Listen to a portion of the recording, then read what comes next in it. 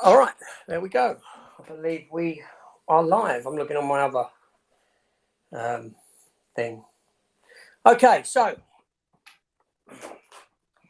how are we, everyone? We have got a couple of people watching. It is going live. I think there's a bit of a delay because I've got it on the other computer there. And yes, there is a delay. I'm going to shut that. That won't bug me. All right, so welcome to the channel, everyone. Welcome to 5 people watching at the moment. We've just jumped in. Matt and AJ, as you know, we do this sort of on a weekly basis, over on Matt's channel, over on mine. We jump back and forth as and when we can, different guests and whatnot. And first time for both guests today, Dan from Dan's Man Cave is in. Dan, how you doing? Yeah, good, thanks. Good. Hello, everyone. Bumper, sorry. Oh, sorry. That's all right. I just said hello to everyone, that's all. Okay, and Bumper down below, and obviously Matt to my left there. So, first of all, let's just go round and introduce each other, so people know who we are, a little bit about our channels, and yeah. So I'll go down first. I'll go to Bumper, who's below me, work my way round and back up to Matt last because he's on every week. So Bumper, take it away. Thanks, AJ. Okay, so my name's Bumper. Yeah, I've got a basic YouTube channel entitled Bumper's Movies. It's kind of a mixed bag of everything, really. Unboxings, reviews, monthly hauls, weekly hauls, the odd live stream. Just what you're used to, really, you know what I mean? If you're in the community already, just a bit of everything. Superb. And are you working on anything at the moment? Have you got anything in the pipeline? Because you're big on horror, aren't you?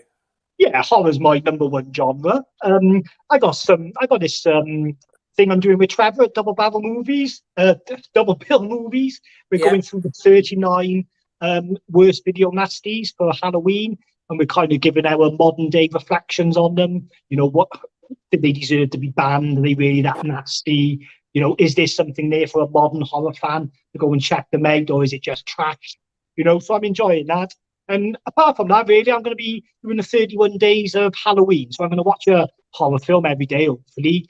And I won't do long-winded videos on them, but I'll probably do like maybe every 3 or 4 days, just chat about the ones I watched. Cool.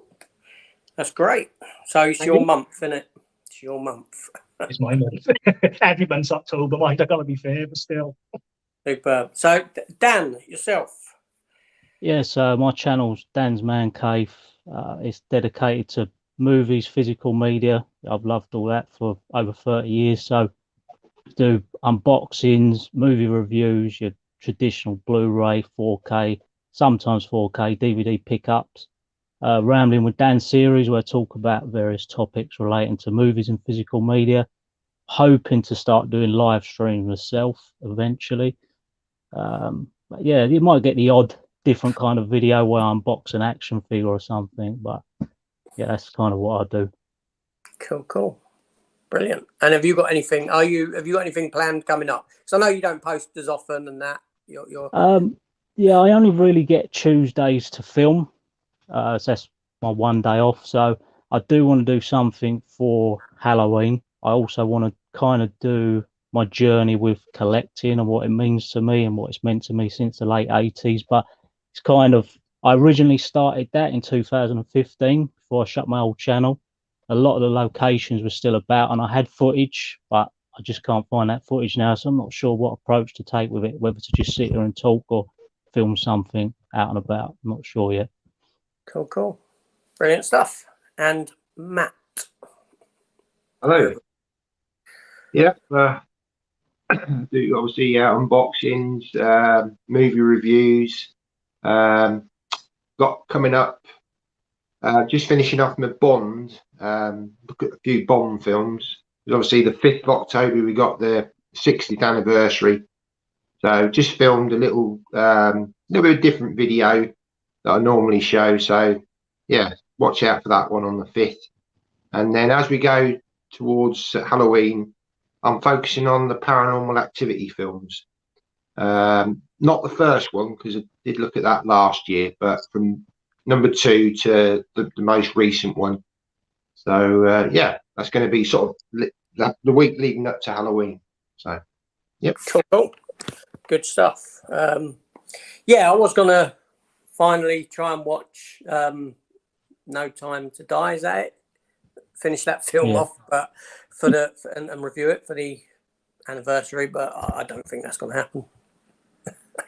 Maybe is it 60th anniversary? Did you say it is. Yeah, maybe no, 60th anniversary of Doctor No.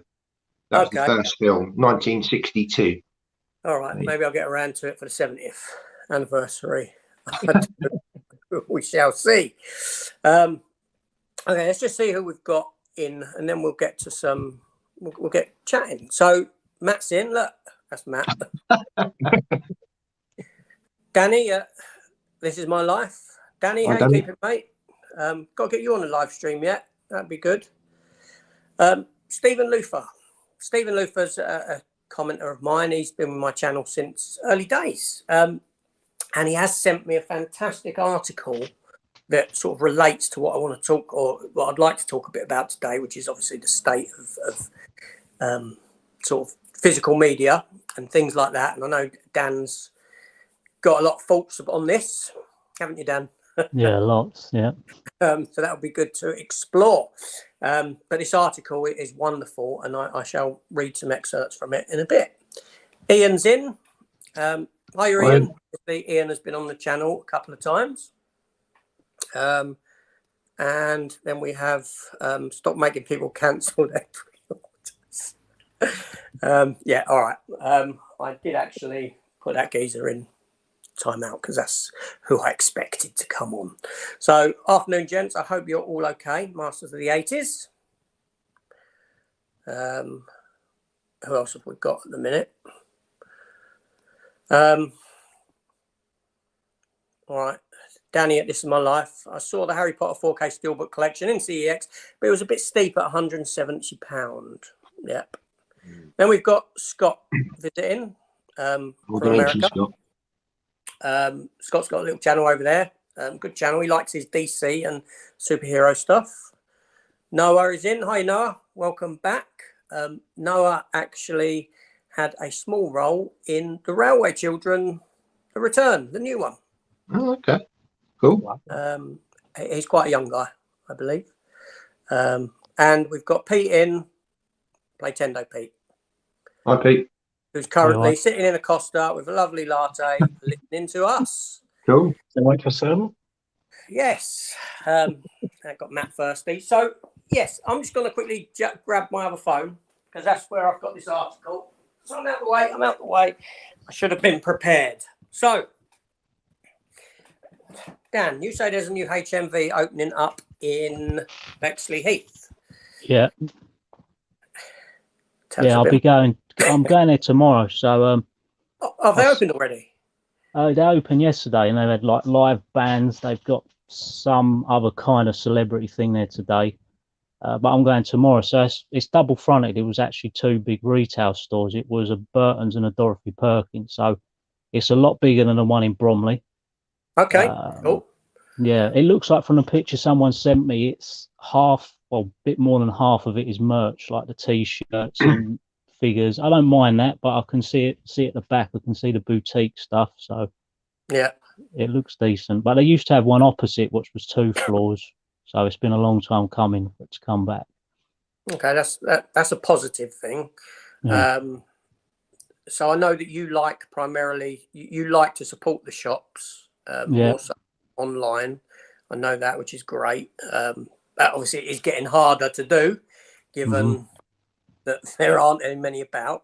As you know, I go Bromley. That's generally my port of call. That's the only place I've got a HMV. Bexley Heath ain't too far from me. It is a bit of a trot. So Bumper, how do you normally source your stuff? Is it through the post? Have you got anything near you, shop wise? Yeah, a bit of a mixed bag, really. I do get quite a lot of stuff from Amazon because it's easier and everything's in stock in it most of the time. But yeah, I got an HMV that's not too far away. There used to be one in my local town in Newport, but it shut down when loads of them were closing down. But there's a place called Cumbrawn that's going. It's an old-fashioned styled one. Like Dan says, it's mainly full of merch now. But yeah, you know, if something comes out, they've usually got it if you're there early enough. Like, so I haven't got a problem supporting them, because usually when stuff first comes out, it's the same price on Amazon as HMV anyway. So, and you're not taking any risks with it being damaged in the post or No. whatever else. Like, you know, so I try and support HMV as much as I can, but I do get most of my stuff through Amazon. I gotta be fair. Yeah. And Matt, you ain't got much near you, have you? No, unfortunately, it's sort of the local city where I live. I mean, we were sport back in the day because you used to have 2 HMVs. Before that, there was 1 HMV and a Virgin Megastore. Do you remember those? There was an hour price.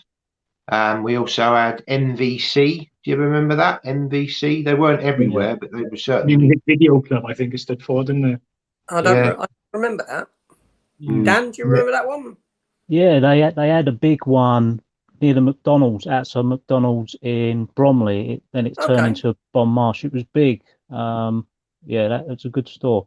Yeah, I like that. And obviously, we had a CEX, which is still there, but everything else is gone now. So I've got no reason. I mean, apart from the CEX, which, well, not too keen on CEX at the moment, but you've had your. Well, yeah. But yeah, I mean, I'm hoping that it's good news that they are opening new stores with HMV. I mean, like you say, it's a lot more merch now, but I think they're having to do that to sort of survive, you know. So yeah, hopefully we might get one of these sort of stores opening up in the local sort of city where I live. So yeah, just have to watch the space. Yeah, no, cool. So as you know, I mean, I like physical media. The only streaming service I have is Disney Plus. That's it. How I watch my other stuff is questionable. There we go. Just living in the real world here. But that's the only streaming service. But I've never bought a physical, a non-physical film. I've never bought a digital copy of something.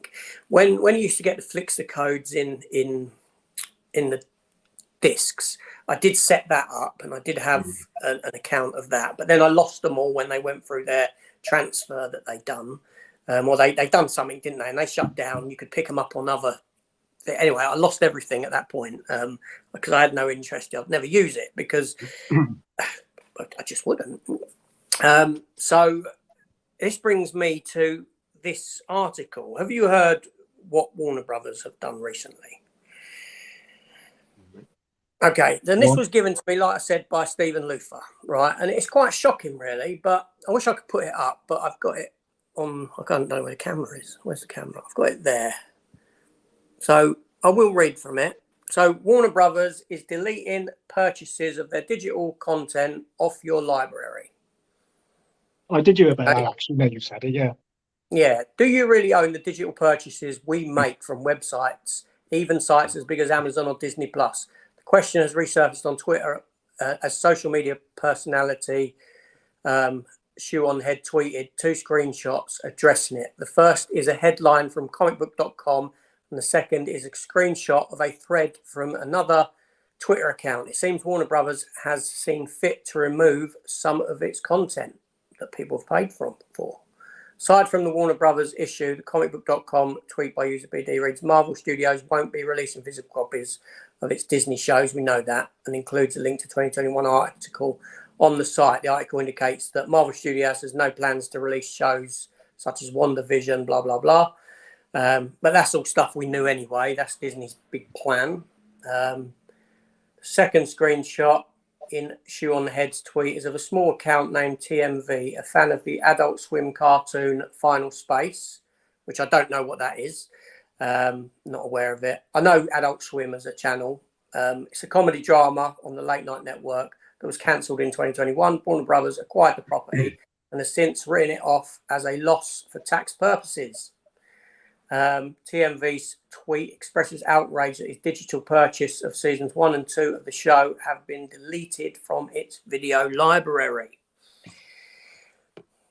What do you make of that then? Something that someone has bought digitally and Warner Brothers has written it off for tax purposes. It's quite alarming, isn't it? Not Sounds surprising. dodgy as. Sorry. So it sounds dodgy as, really. So, tell me your thoughts on that, people. Who wants to go first? Do we really own content that's purchased digitally? We don't. You never Doesn't have. look like it, does it? If it can just be taken away like that. I mean, are they refunding people what they paid for it, or are they just snatching it away and that's it? There you go. I don't know the answers to that. I could Because be if they're wrong. not refunding people, then it's a double whammy, isn't it? Really, let's be honest. If you spend money on something and it's yours, then no one should be able to take it away from you. No, they shouldn't, but they do. And that's the Yeah. problem. Dan, what's your thoughts? You must have, because you're very physical media.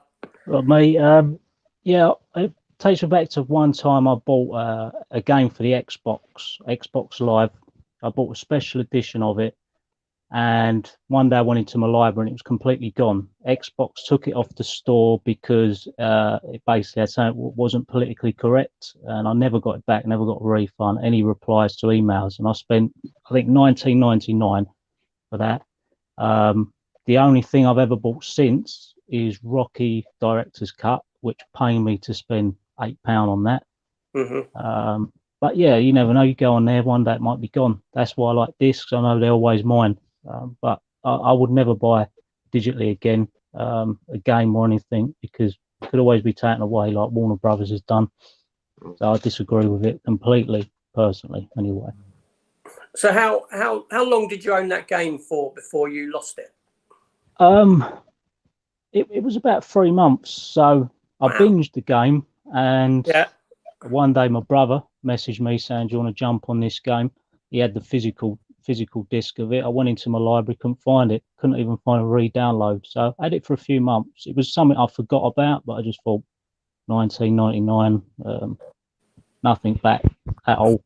And it was to do with, let's say, something politically correct in a bathroom within the game. It was an online shooter. They took the game down and put it back up with that kind of picture, which weren't PC, and I never got the game back, so I had to go CX and buy it. Well, that would have been, I'd have been going mental. Yeah, well, that's the thing, because this is what annoys me, right? Because at the end of the day, I'm not a game player, so I can't really comment on that side of it. But film is art, essentially.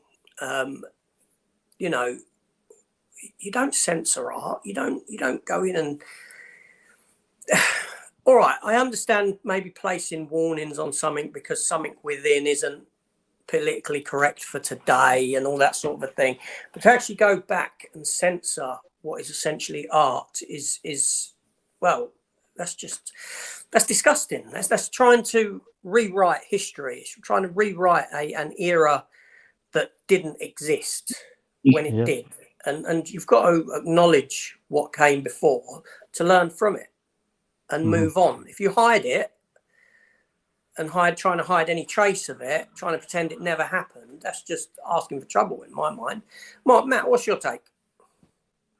Yeah, I mean, I totally agree with you that, you know, we've seen it with the comedies. You know, they're going back in and changing them all. Yeah, okay, you might offend some people, but you know, if you don't like it, don't watch it. You know. No, absolutely. And like I say, I mean, those comedies, at least we've got the physical editions from back in the day before they've gone back in and tinkered with them. So yeah, I mean, technically we don't own any of the films really that we've got. I know we've got physical copies, but we don't own the copyright on them or anything like that. They're, you know, it's always going to be the studios, but you've got that copy nevertheless that you can put in your player at any time. But with the digital stuff, it's just they've got it all and they can do whatever they like. And they've gone back full circle because a lot of the studios never ever wanted physical media because they've lost the control of it. Whereas now the technology's caught up, you know, and they've got what they want. So yeah, it's not good. It's not a good place to be. Well, I'm just going to jump into some comments quickly. All right, I've got. All right, Danny's asking for Dan's link and bumpers. So what I'll do is at the end of when the live stream's over and it's up at my end online, I will add links to the channels of the people involved in the chat, so you can go in or in the comments. You can go in and sub to their channels. I'll do that a bit later, Danny, at the end. That's Danny asking. Michael's Movie Corner. Oh, Michael. Got off work. Hope all is well. Hi, Michael. Hope you're keeping well. Obviously, Michael's been on here a few times. He's over in Ireland, where everything's in euro over there when he goes shopping. It always gets me because he says, you know, it's euros, but then he still uses a couple of quid, 5 quid. Do you know what I mean? And it's like euro, 5 quid, 5 quid for €5. It just that just blows my mind. Noah's asked, "What's your favourite Disney show?" What, currently or ever? Well, yeah, ever.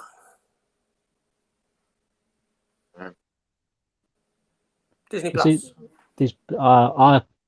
I haven't actually. Well, Mandalorian is the only thing I watched, and I stopped watching it when they kicked out Gina Carano, just out of principle. So, that was yeah.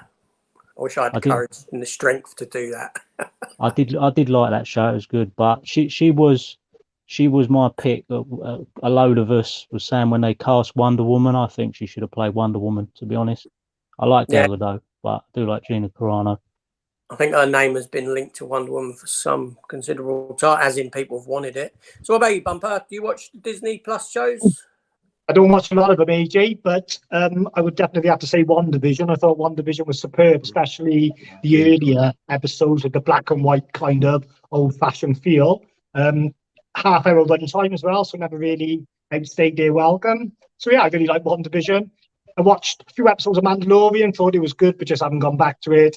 Andor I haven't seen, Obi-Wan I haven't seen. That'd be about all I'd be interested in on there, really. I suppose the rest of the stuff is kids stuff, is it? I'm not sure. I don't know, but I'm sure you'll be watching Hellraiser, won't you? Is that going to Disney Plus? Is it? It's a Hulu, so I'm sure. I didn't know they those. So Hulu's like the American brand, is it? And then Disney Plus, their stuff in this country. Yeah, Star, isn't it?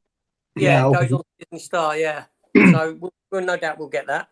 And Matt, what about yourself? Do you have a favourite? Yeah, I'd have to agree with Dan. You know, Mandalorian for me.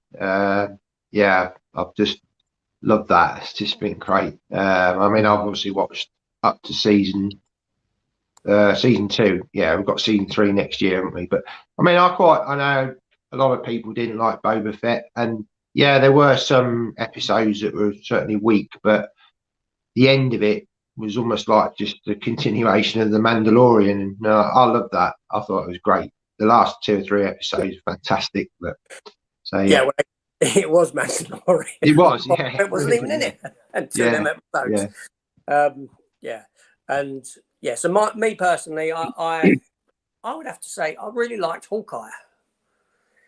That's good. I felt he was underdone in the Avengers films, you know, and in Marvel, and I liked the fact that you saw aftermath for him as a character. You saw the effect, the physical effect that what he'd gone through had on him, in the effect that he'd lost his hearing and all this sort of stuff because of the battles he'd been in, and I felt that it gave a real humanity to that side of the character, and you know, showing what a normal person could be affected with fighting alongside these superpowered people. I thought it was wonderful. And Hayley Steinfeld, I thought she's a fantastic actress, and the minute they mentioned her linked as Kate Bishop, I was all over it. Yeah, Stephen says, when you buy digital, you never truly own it. Yep. We don't. I've never actually bought digital music either. I don't think I bought anything digitally apart from games, like Dan said, on the PlayStation or whatever. Because that's what's happening with gaming now. The physical discs are going in there. So the problem with that is, you know, you're going to be held to ransom, because if you would only get the games from the stores, and they're going to charge you 90 quid for the game. You can't go and get it second hand in CEX if there's no physical copy of it. So gamers, you better have some money saved up. Because my son just paid 80 odd quid for FIFA. It's unbelievable. 80? Bloody, what's it's that? It's like a special edition pack, you know. Okay, all right. But when that game, like next FIFA, year's FIFA now, if that doesn't get a physical release, you'll have no choice but to pay the 80, 90 quid if that's what PlayStation want to charge you for it. Mm-hmm. The thing is now, anyway, the disc itself for a lot of games, like Call of Duty, acts as nothing more than a key, does it? It's pretty much just a key to access all the content that you've got to download anyway. Because when you stick one of them discs in, you're downloading them in 120 gigabyte or whatever it is worth of content. Yeah. But it's all stored offline anyway. It's all, the discs are just nothing more than essentially a key. That's how I see it anyway. I might be wrong.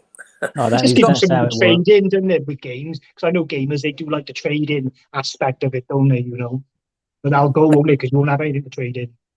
That's right. Yeah, Dan. Sorry, you're saying. With games, with some an Xbox gamer, that basically is it. Everything is just installed. It's downloading. Downloaded a game yesterday, 50 gig, and you think you got the discs. What's the point? But I still like that copy on the shelf. But that's how it works now. I totally understand that. I totally get that. It's but it's literally a key, isn't it? Nothing more than a key. You've got. That's the way I see it. I don't play. I ain't got a games console. My kids have. Not my daughter. She's never played. But my two sons. They, one of them's got a PS5. I think the other one's still on a PS4. I don't know. But yeah. I don't know what they pay now for stuff. They're on their own now. They do what they want. It's the way I like it. Get rid of them kids. Danny says, what will happen to the next phase of the MCU? Will that just be for streaming, as we all know what Disney is like? No, I think, okay, physical media versus streaming with Disney. Yes, as you know, the Marvel shows and the Star Wars shows are just for streaming, but the films are still cinematic and they're still being released physically. But another telling sign that I've noticed is like with Thor, Love and Thunder now. That came out on streaming 3-4 weeks ago. And now 4 weeks later, you get the physical release. Right. In my mind, that's Disney saying we don't want physical copies, really. We don't really want them. So we're going to focus on putting the streaming out first to attract people to the streaming site to watch it here first and hopefully decrease the sales on the physical media. That's what they're doing. Now, what I foresee Disney doing, and they're sort of doing it now. They've sort of proved it with this Halloween Werewolf by Night, which is a one-off, which I believe runs for about 45-50 minutes is the last thing I heard, is that eventually you will get one-off 90-minute to 2 hours. Well, you'll get about a 90-minute one-off film on Disney Plus that will be part of the MCU that won't come to physical media. And slowly, that will be the transition. Thingy have done it with, Paramount have done it with Top Gun Maverick. That had I don't know about over in this country, but I know that it's had a physical, a streaming release a lot earlier than what the physical copies come out. Again, to push people to that streaming service rather than buy the physical copy, because they want to. Do you see the same? What are your insights into it? Tell me some stuff. This is to use three in the group here. What's your thoughts on this? The future. How do you perceive the future going? How do you think about it? Do you have a sort of, this is what I see happening 5-10 years down the line? Who's going to go first? No, go on, Doc. That's all right. I'll wait. It's fine. I can see streaming eating itself alive, I got to be honest, because there's going to be so many different platforms, so many shows are getting cancelled. People can't afford to subscribe to 4, 5, 6, 7 different ones. I reckon they're going to lose their audience. I reckon physical media, like vinyl has, like cassettes are looking like they're going to be doing. I reckon it might have a bit of a revival, because one thing people don't like is being controlled. You know, you get that with the government all the time. Your Tories controlling you, da, da, da, da, da. And that's what streaming sites are doing. They're trying to control what you watch. Like if you're sat in work and you think, I want to go and watch The Exorcist tonight, and you haven't got The Exorcist, you might go home. It might not be on a streaming service, or if it is on a streaming service that you pay for, it might be cut to shreds. You've got no control over it. Do you know what I mean? So being a horror fan, that's what worries me the most, is all the movies getting cut to shreds for streaming, and you haven't got the physical media copy, so that original copy is gone, like you were saying, censoring the art, which is out of order, really. But so I got a bit off track there. With streaming, I think it's going to eat itself alive. I do. I don't think it's going to be the great success they all think, but that's me. No, you didn't go off track at all. It's interesting to hear that because I didn't consider that. So you're saying horror films are being edited badly for streaming? 100%, yeah. I mean, I couldn't really give you any examples because I don't watch a lot of streaming. But that example I gave you about The Exorcist was an example that I read online. That, you know, there was a version of The Exorcist showing on a streaming site, but it was a watered down PG-13 version, you know. Wow. And for modern day viewers who've never seen that film before and are going into it now, isn't you know, they're getting the subpar experience to what the original horror fans got. That's interesting. That's interesting. But no, I think there's a lot of value in what you say. Although we will come back to it because I've got a sort of theory, and Matt might mention it as well. But Dan, go on. What's your vision? What do you perceive? I've said it for a while. I've done a few videos in the past. People have knocked me through it, but I do think that physical media will become niche, like mainly boutiques or collector sets, like what Studio can now do, because I think other places will follow in the footsteps of Disney and try and force it upon people. I think it's a tragedy because, for instance, Hocus Pocus 2 come out yesterday. I loved the first one. My daughter wants to see it at the cinema, but it's not at the cinema, so we won't subscribe to watch it. So, and I know quite a few people like myself, a lot of people who, going back a few years ago, went for their collection, checked if the title was on Netflix or Amazon, thought, yeah, it is. They've sold it. It's come off them streaming platforms, and now they're all rebuying it again. I don't think it'd disappear completely like the physical media, but I think streamings have just become more and more powerful because I don't know what it is, but people want convenience. And I work with a lot of younger people, and they just want everything in that TV set, not getting up, ordering their Uber Eats, and away they go. They're not got to do anything. And I think it's a right shame because I go back to like the experience of the VHS days. Without that, I wouldn't be a film fan. You know, going through shelves of others' collections, all the rental stores, all the retail stores, you know, artwork like RoboCop enticing you in. And streaming doesn't offer that, does it? It's just, it's there and people will sit there, they scroll through it for half hour, 40 minutes, lose interest in what they pick, check their phone, and revert back to something that they've previously seen when you might as well have the disc. So I think I agree with Bumper. I think in a way they will kind of eat themselves alive, but I think inevitably that would be the way it will go in the future, like generations to come. Yeah. Just probably my daughter's age would be the last age where it's going to be physical, personally. I tend to agree. I mean, it's progress, isn't it? Yeah. Matt? Yeah, I mean, I certainly think we'll go through an evolution with the streaming site. I think a lot of them will come online, but then I do think you're going to get some consolidation.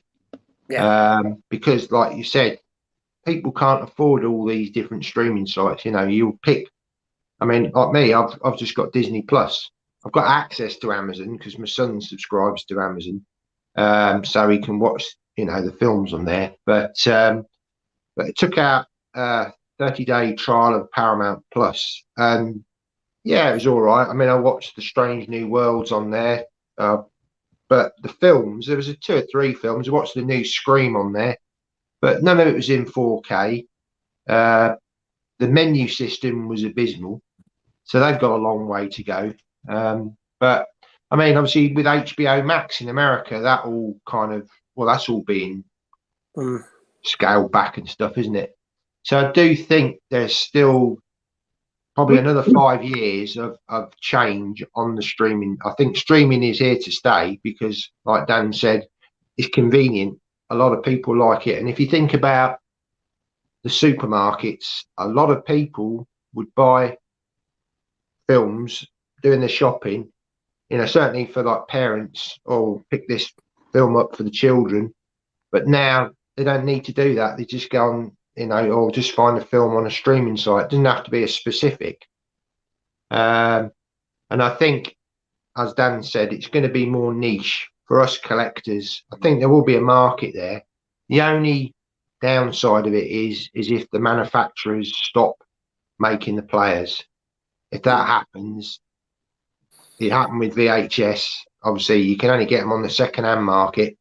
But yeah, as soon as they stop manufacturing them, unfortunately, that's going to be the end of, you know, it'll just be second-hand stuff. But yeah, I can see another 10 years of certainly niche stuff. We're going more and more niche. But the sort of supermarkets have said, you know, let's do away with this. People will just go on Netflix, go on Amazon, whatever, Disney. So yeah, it's sad times, but like you say, it's the way the industry's going. Yeah, I mean, I'm inclined to agree with you in that, and this is what I was going to say because you've said it before. Is we are in early days. We are in infancy of streaming still, essentially. I know we've had Netflix and that for a while, but now that we're in the infancy of all these companies creating their own streaming sites, and inevitably some are going to fall by the wayside because they haven't got the content to maintain it. Like, you know, Max, Disney. What is it? DC started with their own DC channel, didn't they, at first? That's what they attempted, just DC content. You know, they haven't got enough to maintain a channel with that. So I think you will see that consolidation at some point, and that goes into what Bumper was saying about some of the channels, you know, too many of them. I think you will get a consolidation down the line. With young people, like Dan was saying, you know, like his daughter being the last generation. I mean, even now, today, like when my kids see a physical media copy of something, a DVD, I can see through their eyes that they're seeing it as something that is completely antiquated. Yeah. I've never had, you know, if they say to me, "Oh, what do you want for Christmas?" and I was like, "Oh, get me a box set of that, or see if you can get me this film." They look at me like, "Really? Do you know what I mean? Like, you really want me to waste my money on that for you?" That's what I get. So you think all these young kids, like you were saying, Matt, into the supermarket, buy them a DVD to watch, because obviously TV is now the primary babysitter in the house.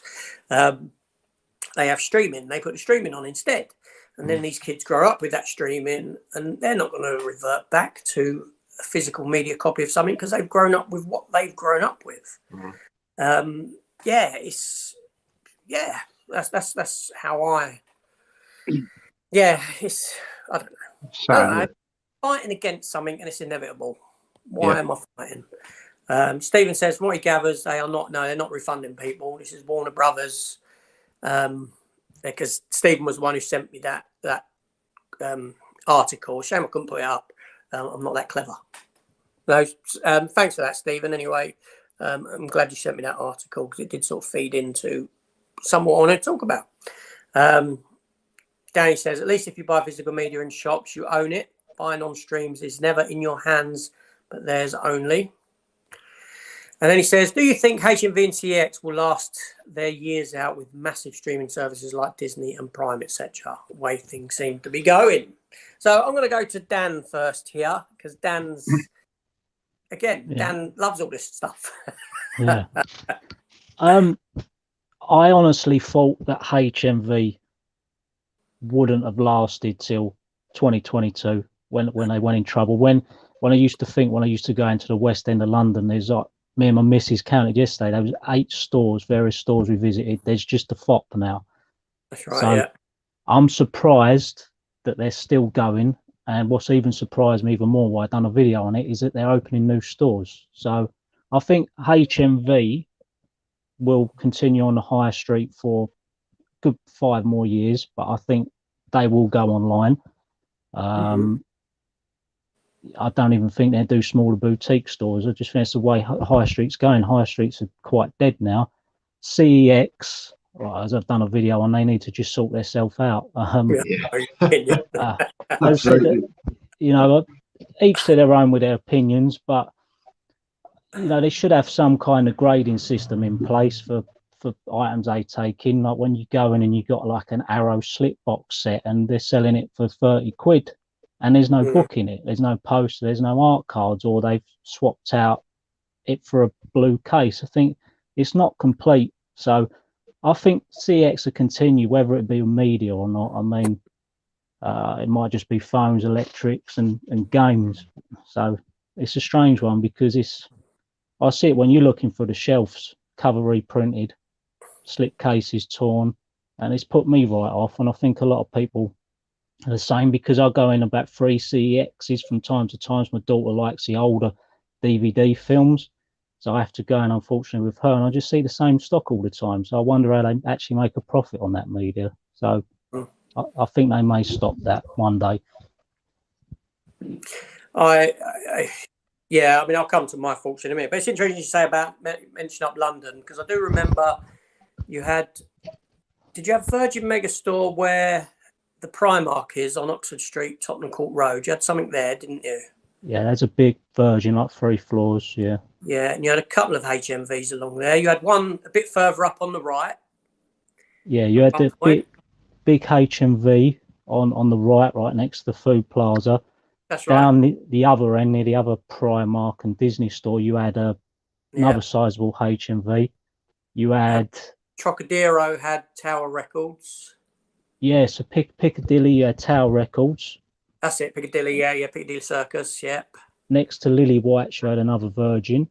Yeah. And then you had the HMV Trocadero, and of course Fox was still going for a few years then. And you had a shop which I really rated them, called Music Zone. You had that on Oxford Street. They undercut everyone. They was really good.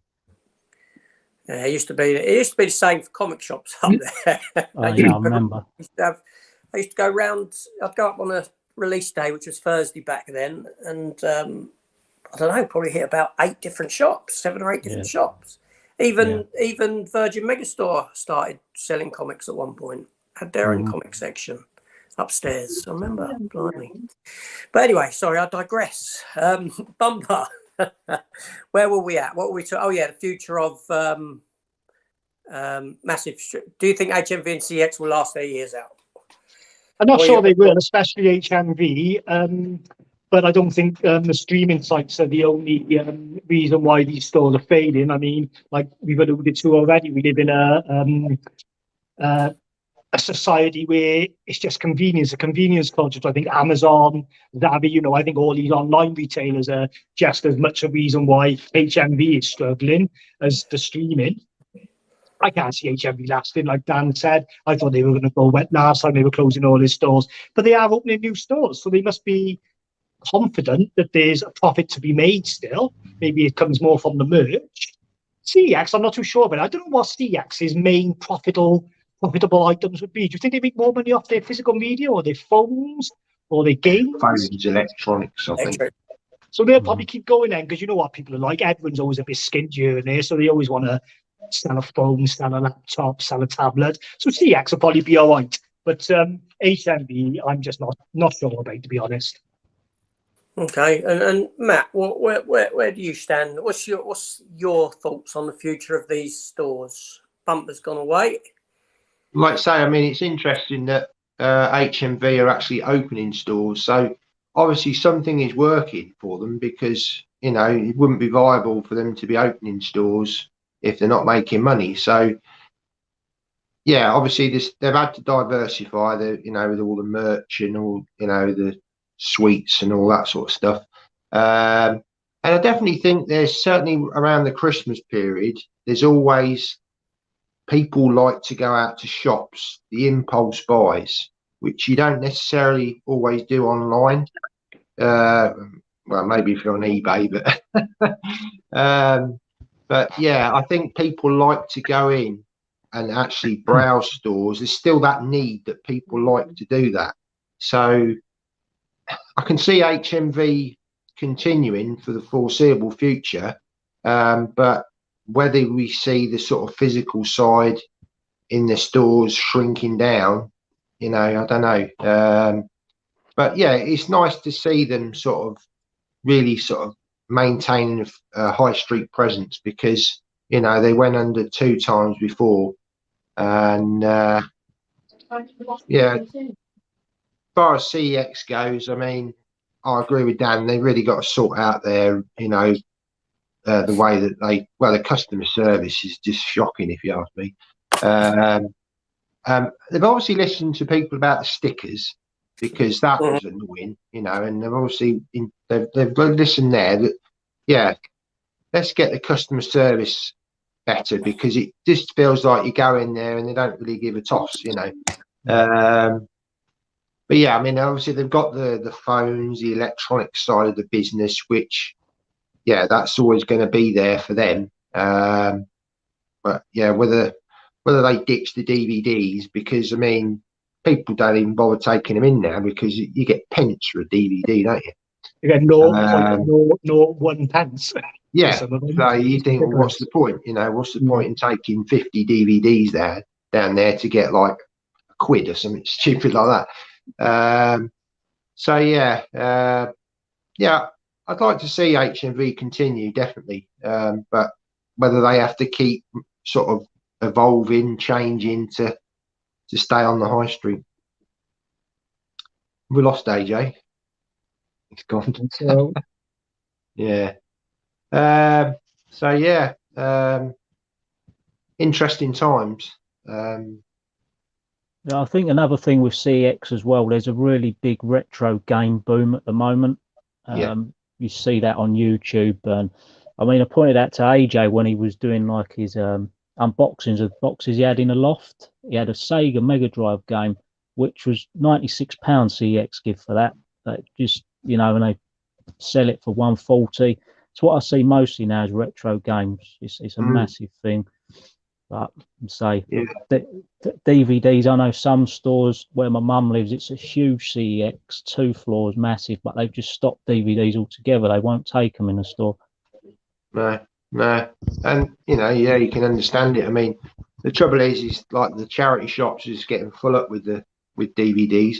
I mean, I've done that. I've gone into charity shops and picked up, you know, 5 for £1. And to be honest, some of the newer DVDs, they're not bad quality. You know, the older films, sort of the quality of the DVDs not as good. Yeah.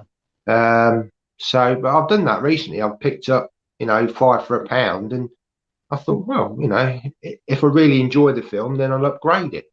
Yeah, exactly the same. Do you go to boot fairs as well? This is the problem. So I love a boot fair, but my 2 local ones is just ran with resellers, and I watch these guys on YouTube, and they go to shops around me, but you get in there and they just get snapping up everything, and you can't find anything decent. It's just like run-of-the-mill Poundland titles. And I've seen you've picked up some good bits from boot sales.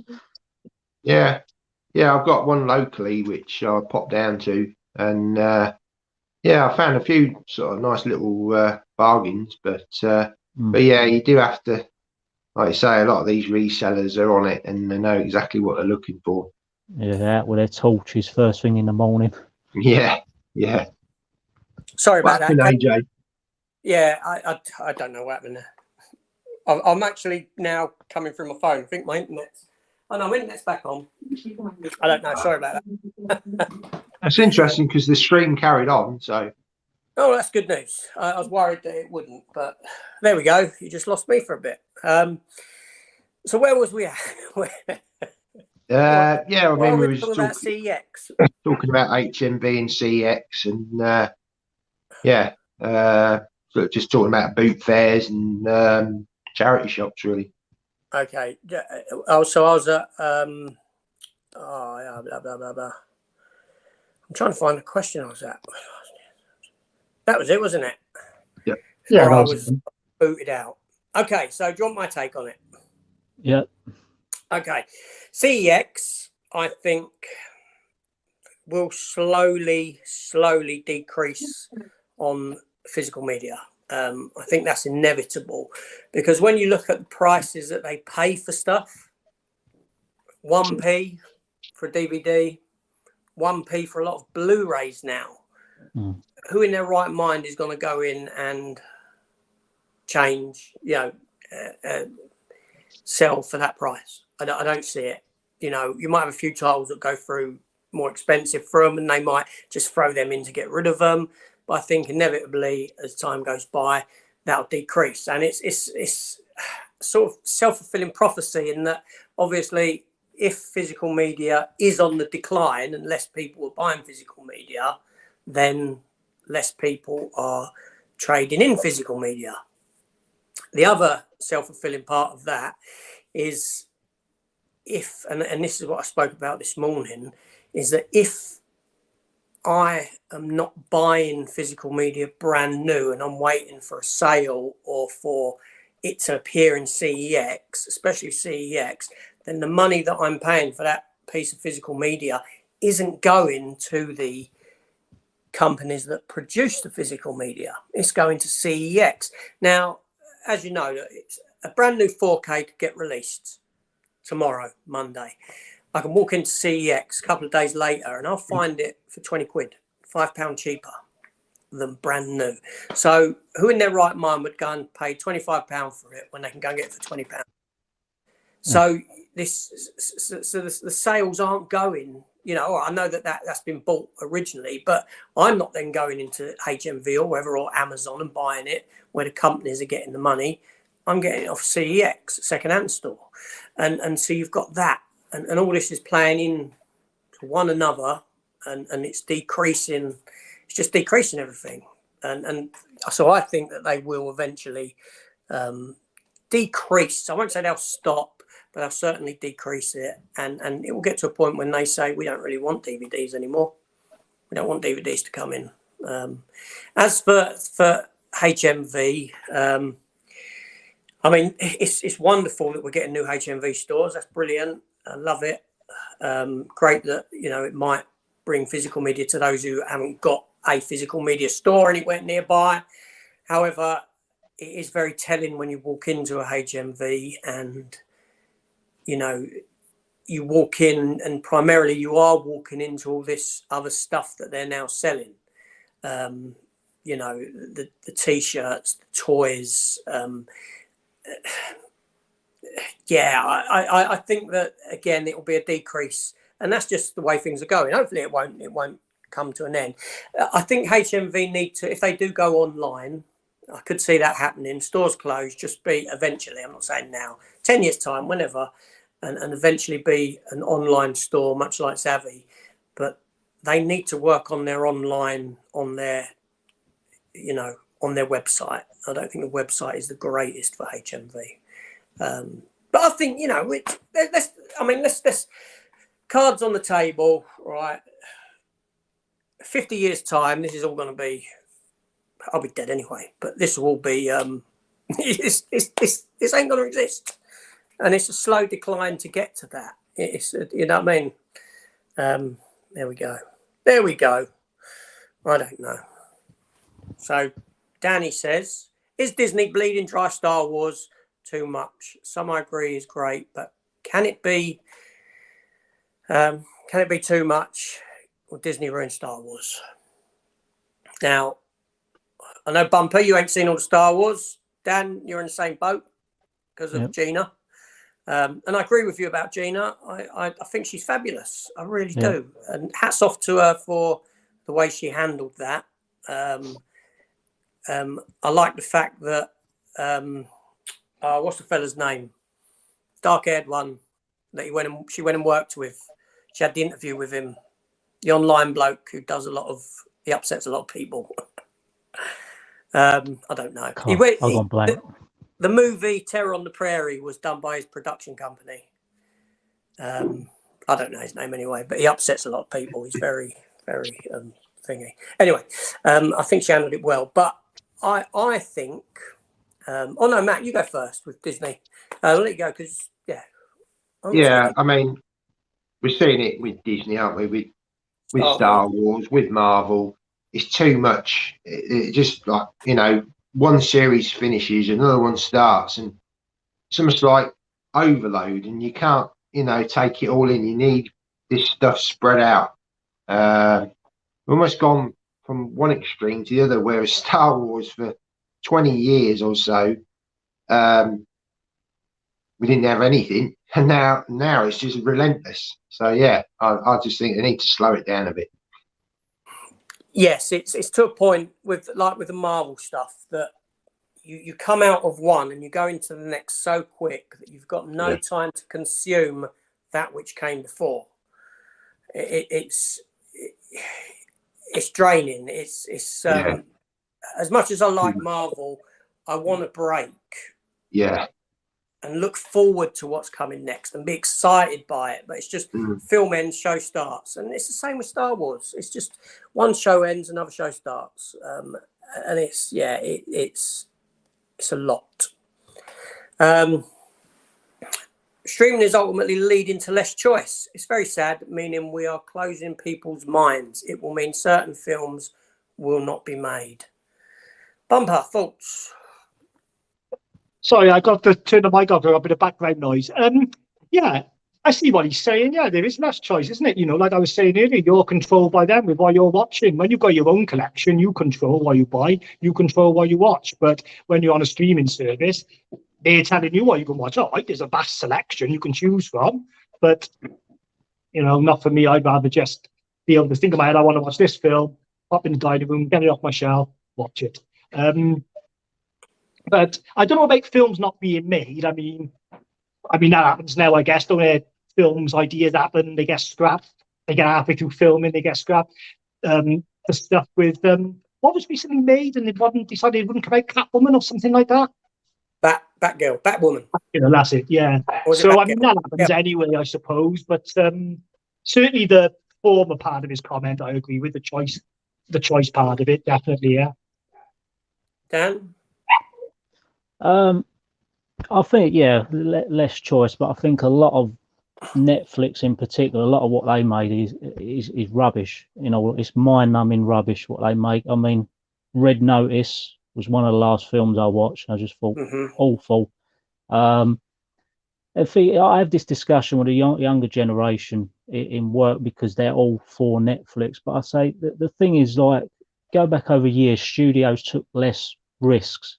But with Netflix, for example, they can project what they're going to take, can't they, from their revenue, from their subscription. So they can say, here's 20 million for that, 50 for that. And it's not really, they don't really have to protect their reputation as much as, let's say, like a Universal, do they? In my opinion. So a lot of the content is mind-numbing. And I find when I've had it, I normally just put something on what I got on the shelf. And that's why I've cancelled all mine. It's just the quality's terrible. Good quality choice isn't there. I think the only two exclusives I'd like to own on disc from Netflix is Bird Box and Cobra Kai. That's literally it. It's interesting. You should mention Netflix and these films that they're producing, because after let Matt have his little bit. I'll come back to that. Matt? Yeah, I mean, I think there's very much now the sort of politically correct and the woke sort of all this sort of stuff now that we have to deal with. I think it's narrowing people's sort of outlook on views on things, and sort of making everyone sort of feel like they can't, or certainly directors and that can't sort of do certain things because it might offend this group or offend that group. I mean, we've talked about this ourselves with the Orville, you know, the subjects which they've done, that they'll do it in the right way, but it doesn't feel forced on you. And we need to get away from this, you know, you must think like this, you must accept this. No, just, you know, give people the opportunity to sort of, you know, just think for themselves, really. You know, we're not all stupid. We don't all need to know, well, you must think like this, so we'll make a film like this. Do you see what I'm saying? Yeah. No, I get exactly what you're saying. Yeah. Yeah, we've been, yeah, media's been used to direct where they want us to think, what they want us to think. You see it everywhere. News does it as well. It's all thingy. But no, I was going to say about this. I think I saw an interesting interview with Matt Damon, and this is going on about choice. Now, obviously, Matt Damon was in this interview. I can't remember who it was with, and he was talking about how he likes to make smaller, character-driven study type of films than the big action films. But he was saying that if I take a film to a production company and say, I want to make this film, it will cost 25 million to make, all right? Which isn't a small sum of, it is quite a small sum of money when it comes to films, right? But then the advertising on top of that would be make it 50 million. And by the time the studio or himself, whoever starts to see any profit, the film would need to make about 100 million.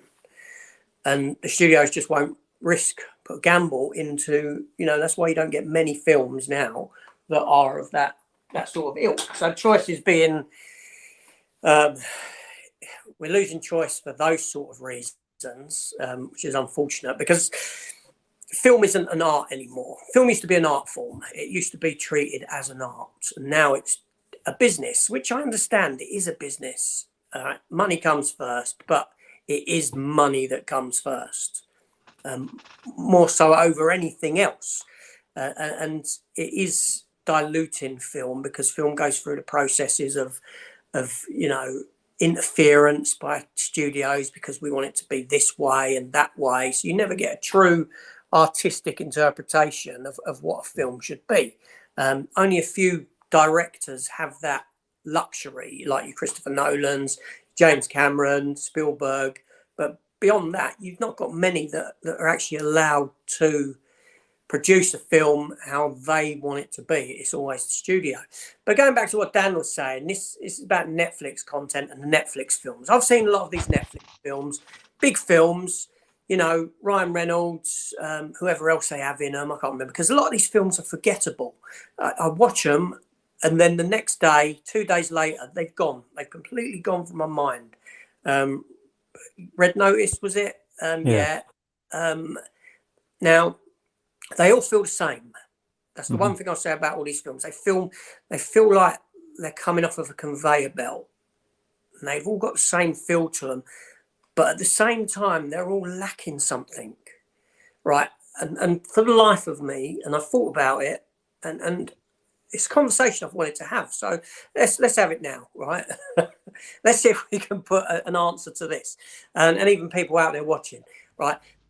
I feel the Netflix films are lacking something, but I can't put my finger on exactly what they lack, what it is that they're missing. I don't know if it's the sort of I don't know. I just can't put my finger on it. It really frustrates me. Has anyone got any ideas why these films feel like they lack something? I think They stole this. One reason I always say is I think when you release what's perceived to be a blockbuster film, especially with someone like Dwayne Johnson in it who's done things for Netflix, I think movies like that, if you don't experience them in the cinema, you never feel the same. Because there's a lot of films that I think what I've got on disc, what I see at the cinema, I probably wouldn't feel the same about it if I didn't see it in the cinema, like Saving Private Ryan. Still spectacular, but I think with something on streaming, that's one thing I can always identify as missing. I just don't feel the same. There's very few that I've ever watched, not at the cinema, that have been, I think, oh, that's amazing. That makes sense. See, now, and I think that's a great point, right? I think that's a fantastic point. But could I go so far as to say that if I know a film has come out in the cinema, but yet I haven't seen it, and then I watch it on disc, I can watch it and really enjoy it. But then if a film comes to streaming, I know it's streaming, I watch it, I feel it's lacking. Had this film this film that I've watched that I know has had a theatrical release and is a big film, is then put to streaming without, see what I'm saying? If it had gone to streaming without any of that, would I then feel the same way that this is lacking? Because it's that perception. Could it be that perception of this is a big theatrical release and this isn't? Yeah, I think it does help with it being at the cinema, but also I think they lack a lot of originality.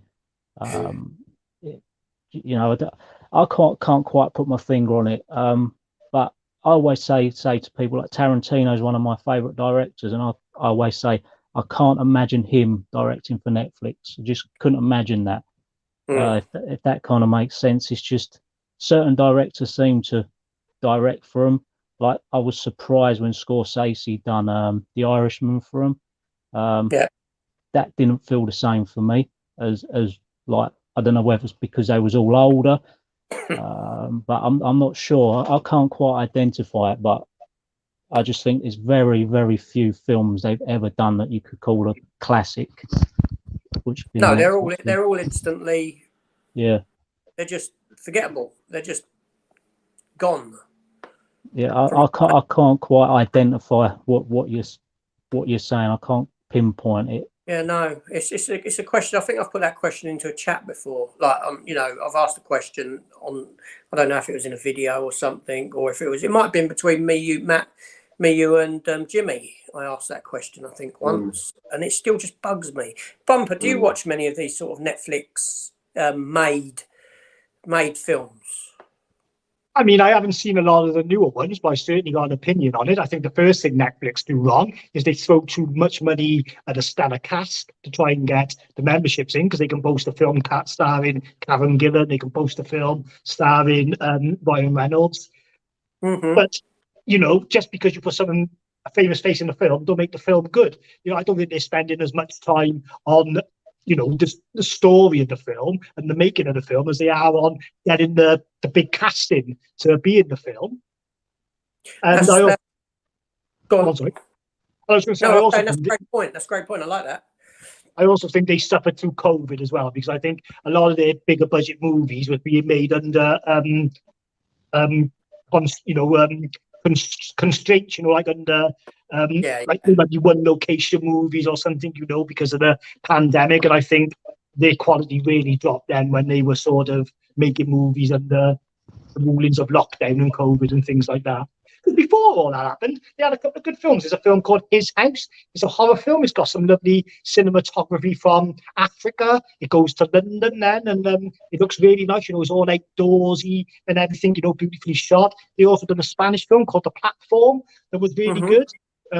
But all the films you mentioned, you know, I wouldn't give them the time of day. That Red Notice with The Rock. I'm trying to think of some of the other ones that come out. I can't think of them off the top of my head. But all I find is they are just star casts and nothing else. I think that's a great point. I think so. They're basically, you feel like the cast comes before anything else.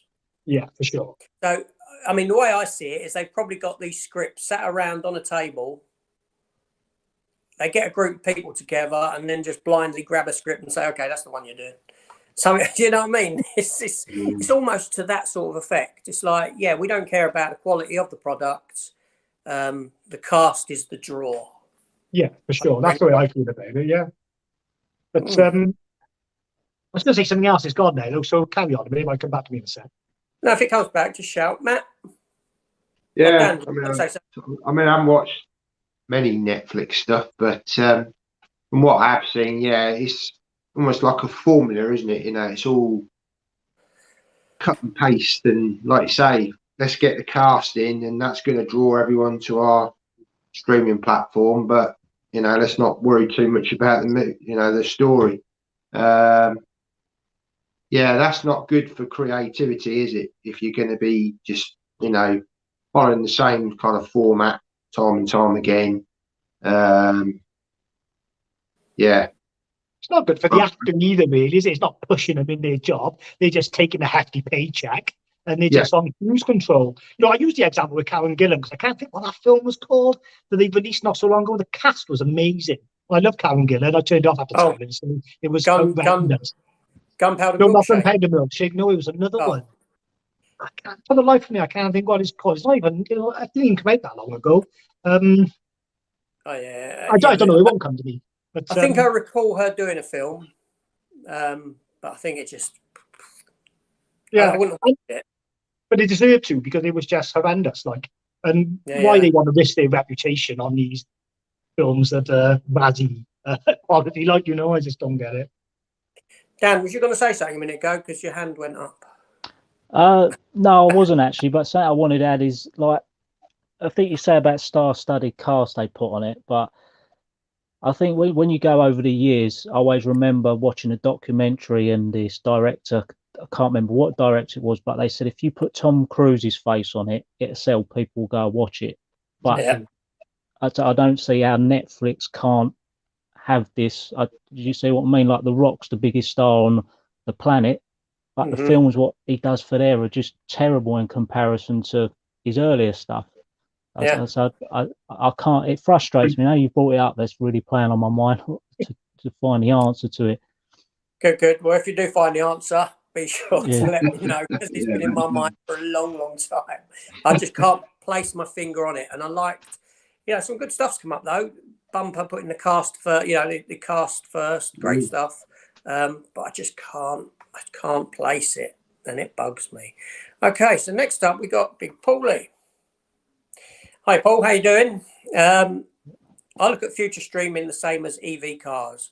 It was a good idea, but nobody is ready for it to be mainstream. People thought EV cars were a good idea, but the infrastructure is still decades away. What's your thoughts on that? Anyone?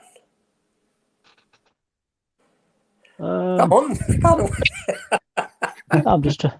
Yeah, I agree with the part. I fully agree with the comment. I think the infrastructure for streaming, I mean, kind of is there. We are at a period now where broadband speeds are absolutely through the roof, aren't we? You know, I do think the internet is really at the strongest it's ever been. So I don't know. I suppose the infrastructure is there for us to receive the films, or whether the infrastructure is there in the background of the companies, like just for making the good quality stuff. That's a different story. You know, maybe.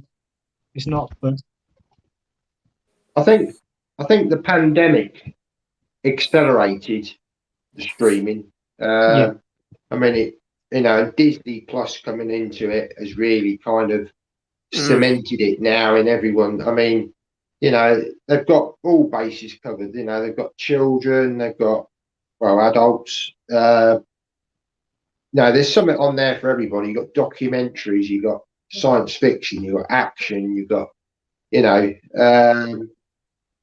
mean, Netflix, they've been around a long time, but like we've just been saying, they're very much formulaic kind of, series, movies that they're producing.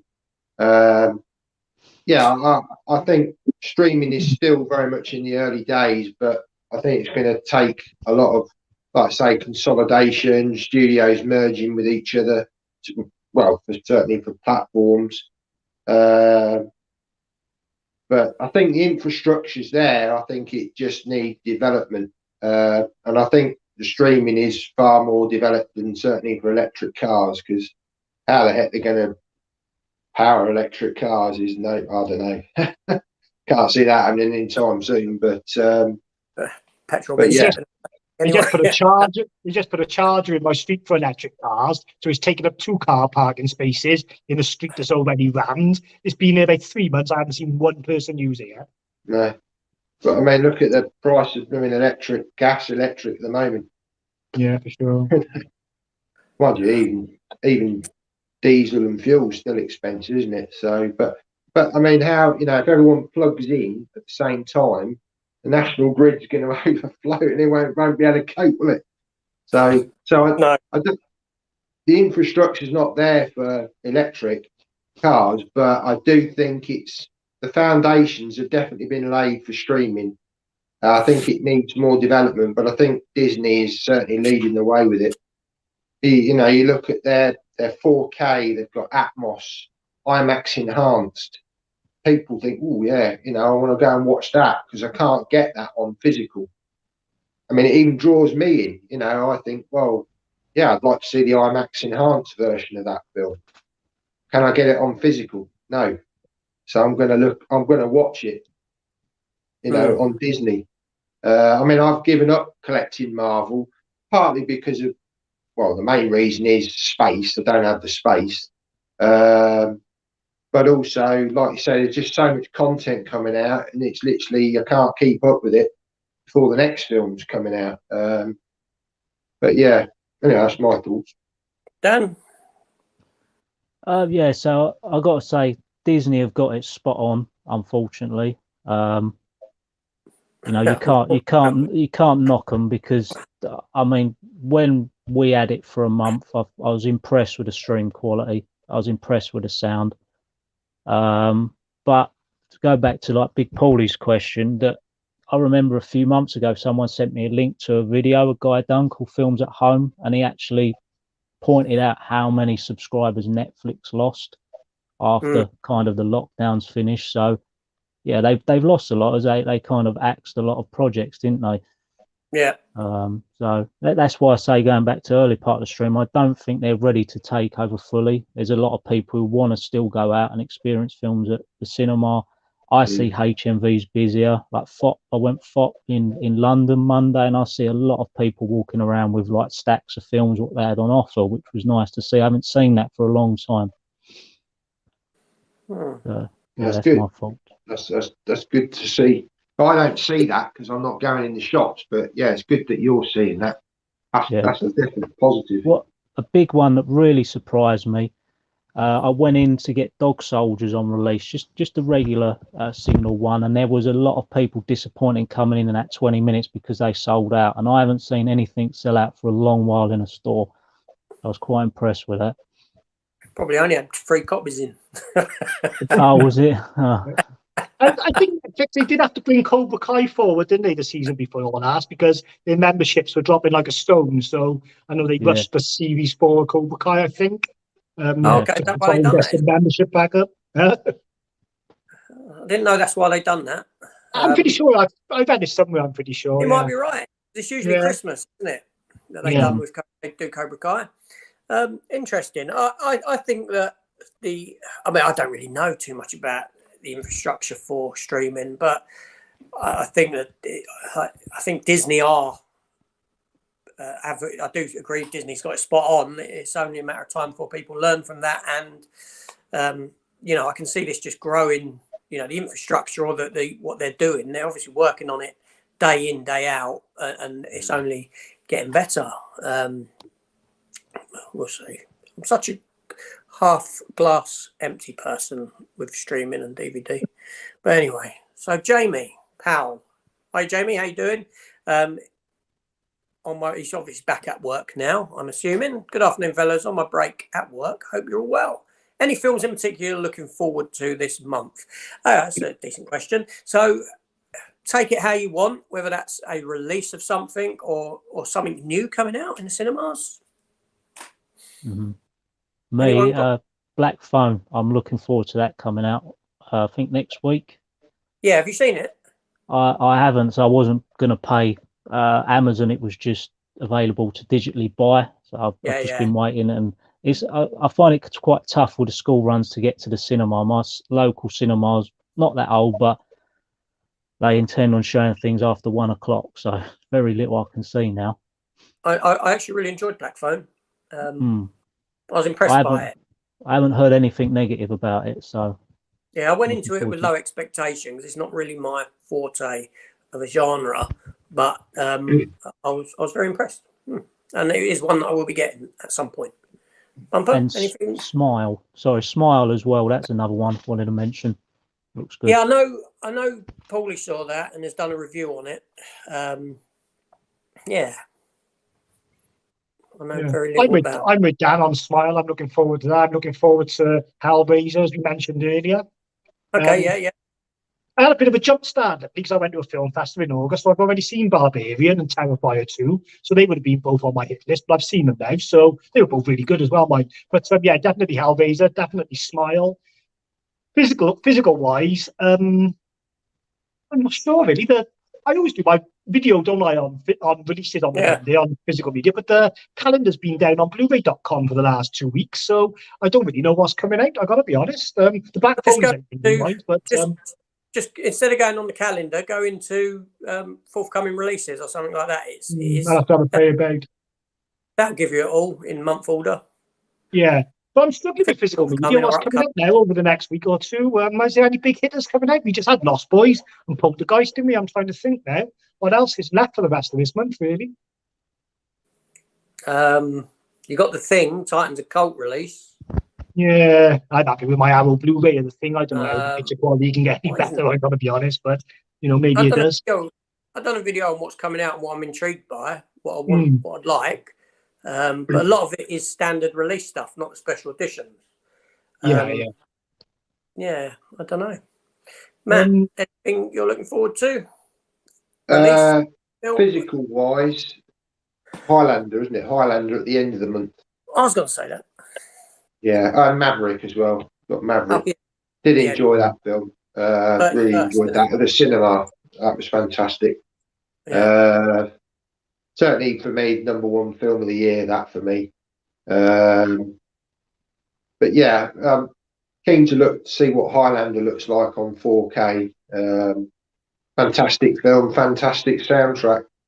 Yeah, that's my anticipated release. I'm sure it's the very end of October. It is. It Yeah. is. I think it's the 31st. If I'm not mistaken. See, I was gonna say that because I was so impressed with. I thought the Lost Boys 4K transfer was fantastic, and Dog Soldiers was fantastic, and it just sort of has ramped me up for Highlander, being that. Well, I know Dog Soldiers is an early 2000s film, but that those older films getting these 4K transfers, some of them have looked really, really impressive. As for films, I'm seeing the posters for Black Adam out and about now because that's coming out later this month. And do you know what? I don't know.